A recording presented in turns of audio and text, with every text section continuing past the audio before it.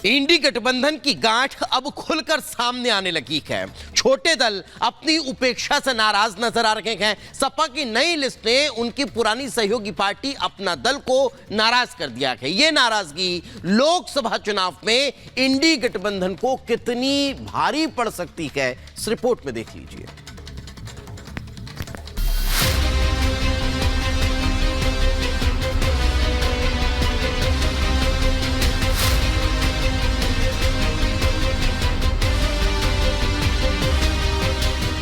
UP की सियासत में कब क्या हो जाए कोई नहीं जानता। बुधवार दोपहर अपना दल कमेरावादी ने एक प्रेस रिलीज जारी कर ऐलान किया था कि सपा और कांग्रेस वाले इंडी गठबंधन के साथ वो यूपी की 3 लोकसभा सीटों पर चुनाव लड़ेगी। इस प्रेस रिलीज में मिर्जापुर, कौशाम्बी और फूलपुर सीट का जिक्र किया गया। जब से विधानसभा के चुनाव हुए हैं तब से हमारा ये गठबंधन चल रहा है अखिलेश जी के साथ। गठबंधन के तहत हम 3 सीटें अपनी यहाँ से घोषित कर रहे हैं, फूलपुर, मिर्जापुर, कौशाम्बी। ऐलान के कुछ घंटों बाद ही कृष्णा पटेल की पार्टी को सपा अध्यक्ष अखिलेश यादव ने बड़ा झटका दे दिया। सपा ने बुधवार को जारी की गई सूची में मिर्जापुर से उम्मीदवार उतार दिया। भदोही के राजेश एस बिंद को मिर्जापुर से उम्मीदवार घोषित करके अखिलेश यादव ने अपना दल की उम्मीदों पर पानी फेर दिया। अपना दल कमेरावादी से समाजवादी पार्टी की बातचीत चल रही है। अभी सीटों को लेकर कोई निर्णय नहीं हुआ है। जब निर्णय होगा तो समाजवादी पार्टी सूचित जरूर करेगी। जहां तक अपना दल कमेरावादी के पत्र की बात है, सूची की बात है, उस पे समाजवादी पार्टी को कोई भी टिप्पणी नहीं करनी। अपना दल कमेरावादी और समाजवादी पार्टी की ये खटास नई नहीं है। पिछले कुछ दिनों से अखिलेश यादव और पल्लवी पटेल के संबंध बिगड़े हुए हैं। सूत्रों की माने तो पल्लवी पटेल इस बार फूलपुर से लोकसभा चुनाव लड़ना चाहती थी, लेकिन अखिलेश यादव ऐसा नहीं चाहते थे। उनका कहना था कि पल्लवी मिर्जापुर से चुनाव लड़ें, लेकिन पल्लवी इसके लिए तैयार नहीं हुई तो अब मिर्जापुर से राजेंद्र बिंद की उम्मीदवारी की घोषणा कर दी गई। पल्लवी पटेल और अखिलेश यादव की तल्खी राज्यसभा चुनाव के दौरान भी देखने को मिली थी। राज्यसभा चुनाव में समाजवादी पार्टी के उम्मीदवारों को लेकर पल्लवी ने अपनी नाराजगी जाहिर की थी। अखिलेश यादव ने राज्यसभा चुनाव के लिए जया बच्चन, आलोक रंजन और रामजी लाल सुमन को उम्मीदवार बनाया था, जिसके बाद पल्लवी पटेल ने कहा था कि अखिलेश यादव बात तो पीडीए की करते हैं, लेकिन टिकट रंजन और बच्चन को देते हैं। फिलहाल सपा ने मिर्जापुर सीट पर अपना उम्मीदवार उतार दिया है। ऐसे में अब पल्लवी पटेल और अपना दल कमेरावादी को आगे की रणनीति तय करनी होगी। सपा की इस लिस्ट से पल्लवी पटेल ही नहीं बल्कि वरुण गांधी को भी झटका लगा है।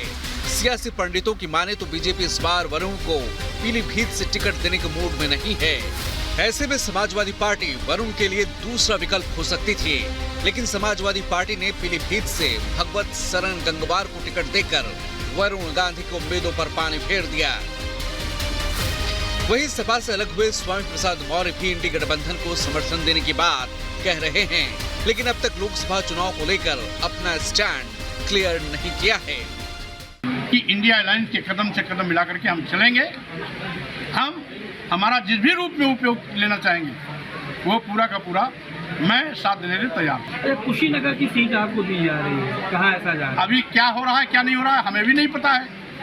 अब हमें तो तब पता होगा जब कोई निर्णय सामने आएगा। उत्तर प्रदेश में हर दिन सियासी समीकरण बदल रहे हैं। जहां सपा और कांग्रेस में सीटों का बंटवारा तय हो चुका है, तो वहीं अपना दल जैसी पार्टियां अभी भी अधर में फंसी हैं। अब देखना ये होगा कि क्या सपा और अपना दल कमेरावादी में कोई समझौता होता है या कृष्णा पटेल नई राह चुनती हैं। Bureau report, Republic Bharat.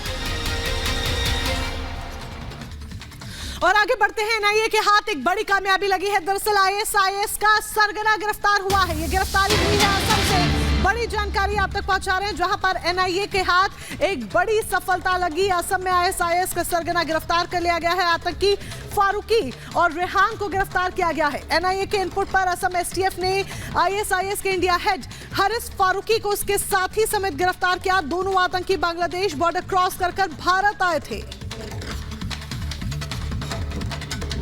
Assam STF की टीम को बड़ी कामयाबी मिली है। एसटीएफ ने असम के धोबरी से आईएसआईएस के इंडिया हेड हारिस फारूकी समेत 2 आतंकियों को गिरफ्तार किया है। आतंकी फारूकी बांग्लादेश सीमा से असम में दाखिल हुआ था।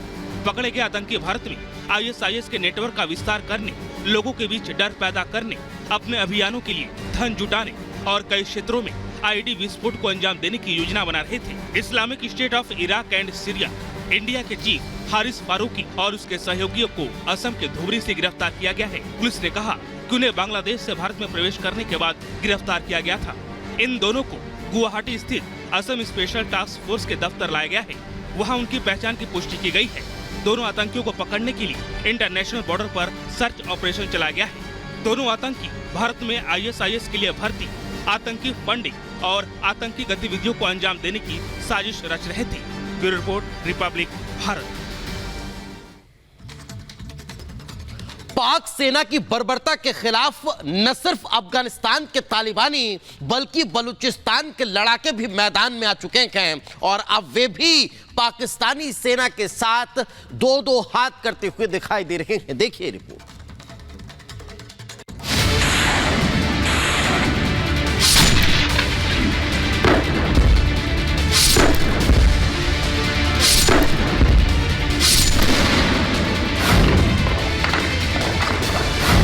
पाकिस्तान और अफगानिस्तान के बीच जंग की शुरुआत हो चुकी है। एशिया के 2 मुस्लिम देश एक दूसरे को तबाह करने की कस्में खा चुके हैं। अफगानिस्तान और पाकिस्तान के बीच संघर्ष तेज होने के बाद अज्ञात बंदूकधारियों ने पाकिस्तान के ग्वादर बंदरगाह पर हमला कर दिया।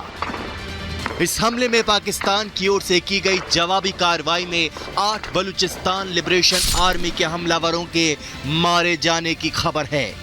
बता दें कि पाकिस्तान के लिए ग्वादर रणनीतिक और महत्वपूर्ण बंदरगाह है। अज्ञात बंदूकधारियों ने पाकिस्तान के अशांत बलूचिस्तान प्रांत में ग्वादर बंदरगाह प्राधिकरण परिसर में गोलीबारी की। इसके बाद सुरक्षा कर्मियों की जवाबी गोलीबारी में 8 हमलावरों को मार गिराया। इस हमले की जिम्मेदारी बलूचिस्तान लिबरेशन आर्मी ने ली है।